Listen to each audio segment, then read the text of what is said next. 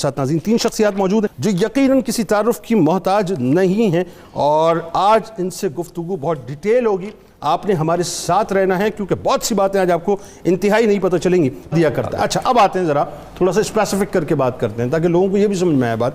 ایک تو ہلاکتوں کے ازمان میں ظاہر اجمالی بات ہے لیکن ساتھ ساتھ جو اسپیسیفکیشن ہے وہ یہ ہے کہ سب سے پہلے میں سمجھنا چاہ رہا ہوں نوح علیہ السلام 950 برس تک آپ نے تبلیغ فرمائی.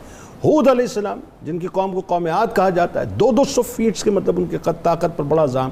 ذرا ان کے بارے میں بتائیے کہ ہلاکتوں کے اسباب کیا بنے. بسم اللہ الرحمن الرحیم. بہت شکریہ جنید بھائی. جنید بھائی آپ نے انٹرو میں ایک بڑی خوبصورت بات کی تھی. یہ جتنی قوموں پر عذاب آئے ہیں خواہ وہ نوح علیہ السلام کی قوم تھی یا آگے تک سلسلہ, آپ نے اسپیسیفکلی نوح علیہ السلام کی قوم کا تذکرہ چونکہ کر رہے تھے تو وہاں ایک جملہ ارشاد فرمایا, وہ ایک کی پوائنٹ ہے. وہ یہ ہے کہ نوح علیہ السلام کی قوم پر جو عذاب آیا وہ ان کے مطالبے پر آیا. مطالبے پر آیا, ٹھیک. یہ ایک ایسی بات ہے کہ اللہ تعالیٰ نے کسی بھی قوم پر عذاب اس وقت تک نازل ہی نہیں کیا جب تک اس قوم نے خود مطالبہ نہ کیا. لے آؤ عذاب, لے آؤ عذاب, یہ ان کا تھا. ایتنا بما تعدنا, جو وعدہ تم ہم سے کرتے ہو وہ لے کے آؤ. نوح علیہ السلام کی قوم, اب آپ اندازہ کریں کہ 950 سال تبلیغ فرمائی حضرت نوح علیہ السلام نے, اور قوم کا عالم یہ ہے کہ ایک دوسرے کو مضبوطی سے بتوں کے ساتھ چمٹنے کی وصیت کرتے رہتے ہیں. قالوا لا تذرن آلہتکم, اپنے معبودوں کو نہ چھوڑنا, ان کے ساتھ چمٹے رہو. وقالوا لا تذرن ودا ولا سواع ولا یغوث ویعوق ونسر, ایک دوسرے کو کہہ رہے ہیں کافر, یہ ود ہمارا, یغوث, یعوق, نصر, ان بتوں کو بالکل نہ چھوڑنا, ان کے ساتھ چمٹے رہو. وہ تبلیغ فرما رہے ہیں کہ یہ تمہیں کوئی فائدہ نہیں دے سکتے, اور یہ ایک دوسرے کے ساتھ لگے ہوئے ہیں کہ ان بتوں سے چمٹ کے رہنا. اور ادھر ان کے ساتھ کیا رویہ ہے. حضرت نوح علیہ السلام وہ کشتی بنا رہے ہیں تو پاس سے ہنس کے گزرتے ہیں, ٹھٹا کرتے ہیں. یہ عذاب کی ایک بڑی وجہ تھی کہ جہاں انہوں نے اللہ کی توحید کو بھی نہیں مانا وہاں پر پیغمبر کے ساتھ بھی ٹھٹا کرتے رہے ہیں. اللہ, پیغمبر کی نبوت پہ شک کرنا, تکذیب کرنا, جھٹلانا ان کو, وہاں تک ان کو کہتے رہے. یعنی قرآن کہتا ہے کلما مر علیہ ساخر منہ, جب بھی وہ گزرتے تھے حضرت نوح علیہ السلام کے پاس سے جو کشتی بنا رہے تھے دیکھ کے ٹٹا کرتے, یہ کیا کر رہا ہے. اور حضرت نوح علیہ السلام کے ساتھ ان کا جو رویہ رہا ہے وہ آپ دیکھیں. قرآن کہتا ہے فقال الملأ الذین کفروا من قومہ, ان کی قوم کے جو کافر سردار تھے. اب اندازہ کریں, یہ ہمیشہ جو بڑے ہوتے ہیں نا اپنے آپ کو امیر سمجھنے والے اور بڑے جاگیردار قسم کے لوگ, ملأ الذین کفروا من قومہ ما نراک الا بشرا مثلنا, ہم نہیں دیکھتے تم ہمارے ہی تو جیسے ایک بشر ہو. یہ ایک رویہ ہے جو ہر قوم نے جو عذاب کا شکار ہوئی ہے اپنے نبی کے ساتھ رکھا ہے. پہلے نمبر پر کہ نبی کو اپنی مثل قرار دے دینا اور کہنا کہ ان کے کون سے اوصاف ہیں جو ہم سے بالا تر ہیں, ان کی تو رائے بھی بعض اوقات ہم سے نیچے رہ جاتی ہے. اللہ, یعنی بعض اوقات تو یہ غلطی ماننے والوں کے اندر بھی دار آئی ہے کہ وہ بھی یہ سمجھتے ہیں کہ مثل ہم اس طرح سے ہیں کہ بعض معاملات میں, عبادت میں, علم میں نبی سے امت ہی بڑھ جاتے ہیں, یہاں تک بھی چلا جاتا ہے. اور کافر کا تو عالم ہی کیا ہے, وہ تو اس بات پہ پہلے نمبر پہ کھڑا ہے, ما نراک الا بشرا مثلنا, ہم نہیں دیکھتے تم ہمارے ہی جیسے ایک بشر ہو. وما نراک اتبعک الا الذین هم راذلون بادئ الرأی, اور ہم یہ بھی دیکھتے ہیں کہ جو تمہارے پیروکار ہیں وہ ہیں ہی کیا. ہم میں جو بے وقت لوگ ہیں, بے حیثیت لوگ ہیں, وہ ہیں جو تمہاری پیروی کر رہے ہیں. گویا ان کو یہ زوم تھا کہ تمہاری پیروی کرنے والے کوئی امیر لوگ تو نہیں ہیں, مال و دولت والے لوگ تو نہیں ہیں. اور ہوتا بھی ایسا ہی ہے کہ انبیاء کی پیروی کرنے والے پہلے نمبر پر جو لوگ آتے ہیں وہ غربائی ہوتے ہیں, فقرائی ہوتے ہیں. لیکن یہ اس بات کو اپنی تضحیق بنا رہے ہیں اور حضرت نوح علیہ السلام کی تکذیب کا ذریعہ. وَمَا نَرَا لَكُمْ عَلَيْنَا مِنْ فَضْلٍ بَلْ نَظُنُّكُمْ كَاذِبِينَ, اور تمہاری ہم پر کوئی فضیلت نہیں ہے بلکہ تم تو جھوٹے ہی ہم سمجھتے ہیں کہ تم جھوٹے ہو. یہ جو پیغمبروں کو جھوٹا سمجھنا ہے یہ رویہ بھی ان قوموں کے درمیان کامن رہا ہے. نوح علیہ السلام کی قوم بھی یہی کہتی رہی. عاد علیہ السلام کی حضرت ہود علیہ السلام کی جو قوم ہے قوم عاد, انہوں نے بھی یہی کہا ہے. وہ یہ کہہ رہے ہیں, یعنی انہوں نے بھی کہا قال الملأ الذین کفروا من قومہ انا لنراک فی صفاحۃ وانا لنظنک من الکاذبین. اے ہود, ہم تو یہ دیکھتے ہیں کہ تم حماقت کر رہے ہو, اللہ, ہم حماقت میں تمہیں پڑا ہوا دیکھتے ہیں, اور ہم سمجھتے ہیں کہ تم جھوٹے ہو. اللہ, نبی اللہ کی توحید کا اعلان کر رہا ہے اور یہ اس کی بات کو ماننے کو تیار نہیں, جھوٹا کہتے ہیں. تکذیب انبیاء عذاب کا, ہلاکت کا بہترین بڑا سبب ہے. اللہ اس کے بعد اس قوم کو معاف نہیں کرتا, اللہ اس کے نبی کو جھوٹا قرار دیتا. اچھا, اس میں دیکھیں پروفیسر ایک بات بڑی خاص جو ہے کہ وہاں میرا خیال ہے 6 مہینے تک جو ہے آسمان سے پانی برستا رہا, زمین پانی ابالتی رہی, تنور سے جو ہے ابتدا ہوئی تھی, اور آپ یہ دیکھیں جودی کے پہاڑ پہ جا کے وہ کشتی ٹھہری، لیکن پوری کی پوری جو زمین تھی وہ غرق ہو کے رہ گئی تھی، ختم ہو گئی نا، یعنی اللہ تعالیٰ نے آسمانوں کے دروازے کھول دی۔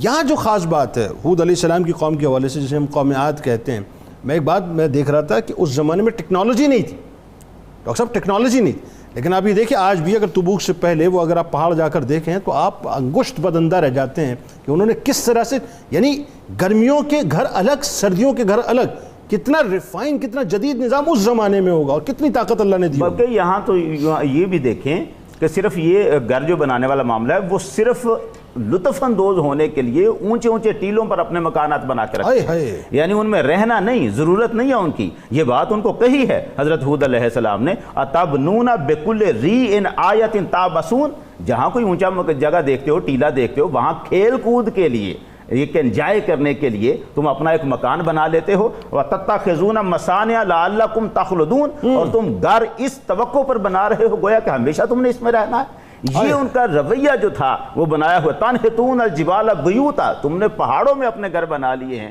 یہ کیسا رویہ ہے؟ یعنی ٹیکنالوجی تو بعد میں آئی ہے، اس وقت بھی ان کے پاس ستون بڑے بڑے اونچے کھڑے کر دیے، جس طرح ان کے قد ہیں 200 فیٹ کے برابر، اس طرح اونچے اونچے وہ ستون کھڑے کر کے بنا رہے ہیں۔ اس زمانے میں ان کے پاس وہ اعلیٰ ٹیکنالوجی۔ تو ہلاکت کے اسباب کیا ہوئے؟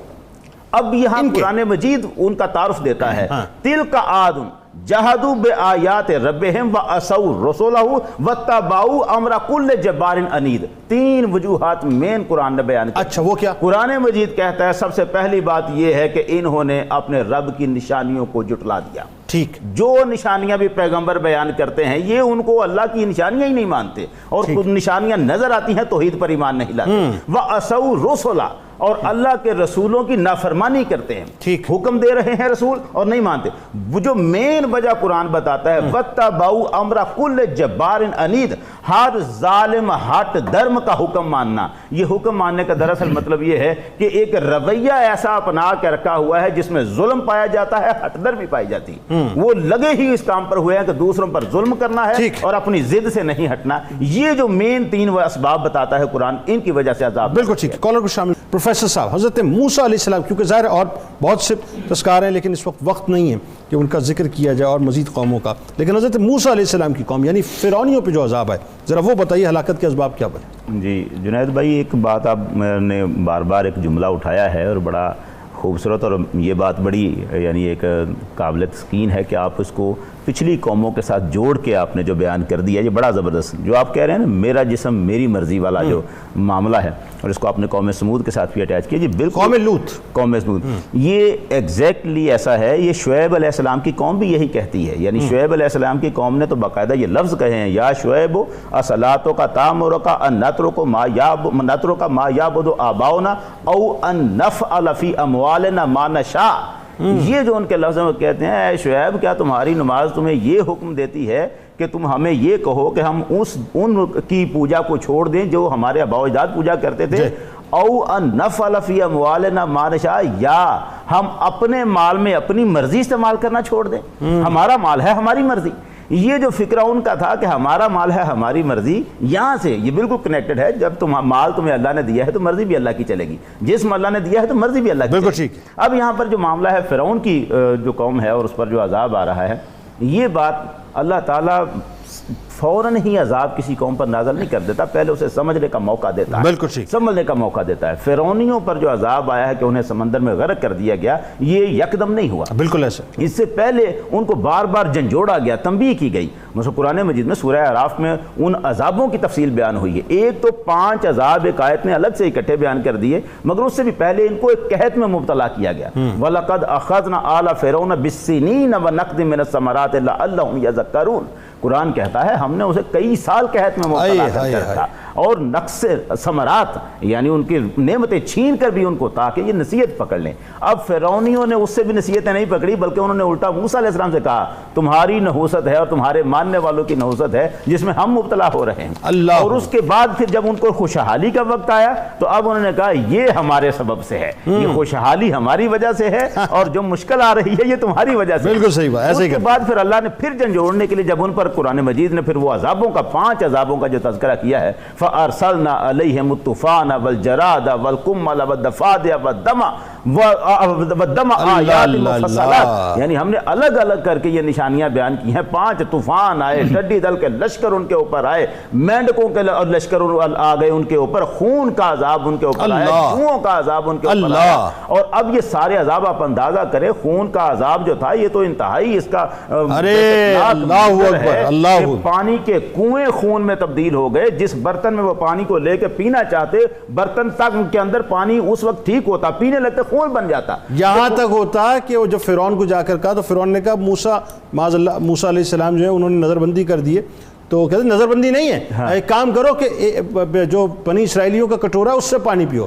تو وہ کٹورے میں ہوتا یہ تھا، اب میں عرض کروں آپ سے کہ یہاں پہ فرعونی کھڑے ہیں، یہاں پہ بنی اسرائیلی کھڑے ہیں، بنی اسرائیلی پیتے تو پانی ہوتا، اور وہی پانی جب مطلب فرعونی پیتے تو وہ خون میں منتقل ہو جاتا، خون ہو گیا ہوتا۔ اور اس سے بڑھ کر پھر آگے انہوں نے یہ کیا، اس کا حال یہ نکالا، انہوں نے کہا اچھا ایسے کرو، یہ جو بنی اسرائیلی ہے نا اس کو کہو پانی اپنے منہ میں لے کے ہمارے منہ میں کلی کر دے، اور وہ منظر بھی جب ہوا تو جب کلی ان کے منہ میں آتی تھی تو خون میں تبدیل ہو گئی ہوتی، خون میں تبدیل ہو جاتی۔ یہ اتنا بڑا عذاب۔ اب اس کے اوپر پھر یہ ہے کہ جب بھی ان پر یہ کوئی عذاب آتا ایک مرتبہ سمجھتے بھی، اور پھر آتے حضرت موسیٰ علیہ السلام کے پاس، جناب معاملہ یہ ہے کہ ہم سے ہو گئی غلطی، ہم مان لیتے ہیں، اب یہ ہے کہ آپ ذرا دعا کر دیں، یا موسیٰ ادع لنا ربک بما عہد عندک، آپ سے اللہ نے وعدہ کیا ہے آپ کی بات مانے گا، آپ ہمارے لیے دعا کریں، لئن کشفت عنا الرجز لنؤمنن لک، اگر ہم سے یہ عذاب ٹل جائے ہم آپ پر ایمان لے آئیں گے، اگر ہم سے یہ عذاب ٹل جائے ہم آپ پر ایمان لے آئیں گے، یہ بات۔ اور جب موسیٰ علیہ السلام دعا فرماتے عذاب ٹل جاتا تو پھر اپنی پہلی روش پر۔ اب یہ جو معاملہ تھا، اسی لیے تو قرآن کہتا فانتقمنا منہم، پھر ہم نے انتقام لیا ہے ان سے، اور آخر میں ان کو پھر سمندر میں غرق کر دیا۔ یعنی وہ جو دریائے نیل کا واقعہ ہے کہ جس میں نیل میں فرعون اور فرعونیوں کو مکمل طور پہ غرق کر کے چیپٹر کو کلوز کر کے اس کی ممی کو رہتی دنیا تک عبرت نشان بنا دیا۔ بالکل ٹھیک ہے ناظرین کرام، آج گفتگو ہوئی، ظاہر ہے ایک اجمالی جائزہ تھا آج دیگر اقوام کے کہ ان کے اوپر کس طرح سے عذاب آیا اور کیا ہلاکتیں ہوئیں۔